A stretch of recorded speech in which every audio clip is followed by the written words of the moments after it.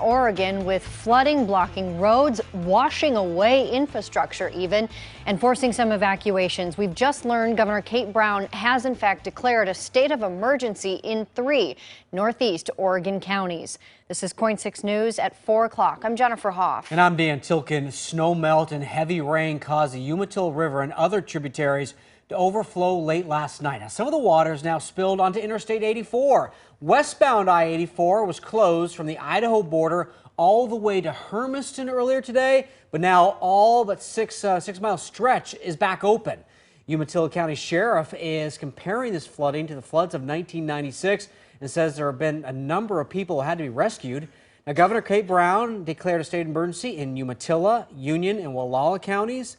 Temporary shelters are being set up. We have more on this right now at KOIN.com, but a lot of different components to it. Yeah, we also have a crew headed out that way too, but first we want to check in with Chief Meteorologist Natasha Stenbach, particularly looking at the Umatilla River, which is in fact in flood stage now. Yeah, it sure is. And before things get better, and that's expected by the time we get to late tomorrow night and especially Sunday, we still are expecting more rain. So taking a look at Umatilla River in Pendleton, and you can see yesterday right around noon, it officially reached flood stage. Now it's in the major flood stage, and it's not expected to get below flood stage until we get to tomorrow afternoon. After that, we see some pretty dramatic improvements, not expecting to get above flood stage after that point. In fact, colder air on the way. As we look at our satellite and radar imagery, we can see the next system is still just sitting offshore. That one, a cold front. It will be bringing in some colder air, but ahead of the cold air, we're still expecting possibly another inch of rain for eastern Oregon.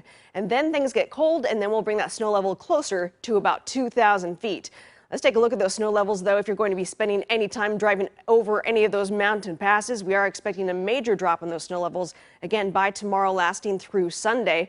And some excessive snowfall totals also. We're going to be talking about that. And still, our flood concerns also for the Oregon coastline. All those details coming up. Our Jennifer Dowling is on the way right now to Umatilla County with a look at the conditions right now. There's so many things going on there. We're heading through the gorge right now on 84. Let me spin the camera around so you can see it's pretty dry here. We are outside of the Dalles heading east, but flooding further to the east, as you mentioned, in Umatilla County has been insane, as locals have described it. They say it's worse than the floods of 1996, and it's prompted emergency evacuations and flash flood warnings. The Riverside Trailer Park has been evacuated on County Road number 56 in Pendleton, among other areas of the city. And the city has opened the Pendleton Convention Center for those who are displaced. The Red Cross is assisting there, and those with animals are being encouraged to contact the Pendleton Roundup. Flooding around Pendleton is being caused by the overflow of the Umatilla River around Pendleton, and of course that's prompted those emergency evacuations in many areas, including parts of the Umatilla Indian Reservation east of Pendleton. The National Weather Service says several flood warnings have been issued, with the river rising to nearly 20 feet last night. I think Natasha mentioned that. And the Weather Service was expecting it to go higher today. The Umatilla Bridge has also reportedly collapsed and washed away. The National Weather Service saying on social media that many roads are closed and some other roads have been washed out. Staff there is reminding people to never drive over a flooded roadway, writing, quote, "Turn around, don't drown." The Weather Service in Pendleton is also reporting minor flooding along the east slopes of the Washington Cascades as well. And parts of I-84 have also been impacted and closed because of flooding. There's a detour between milepost 182 and 188 in place that's expected to remain closed up to a week. That area was flooded from breached irrigation ditches next to the freeway, according to the Oregon Department of Transportation.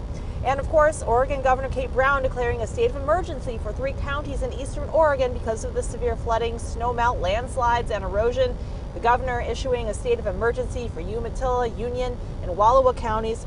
Floodwaters shutting down again parts of the highway. People, in some cases, are being picked to safety off of rooftops. Search and rescue teams are having to go in boats and from above to get people to safety. And it's just a very chaotic situation out there in eastern Oregon right now. So again, we're heading back that way. Let me spin the camera around so you can see me. And we'll have an update for you coming up again from the road tonight at 5 and 6 o'clock. Back to you, Jennifer.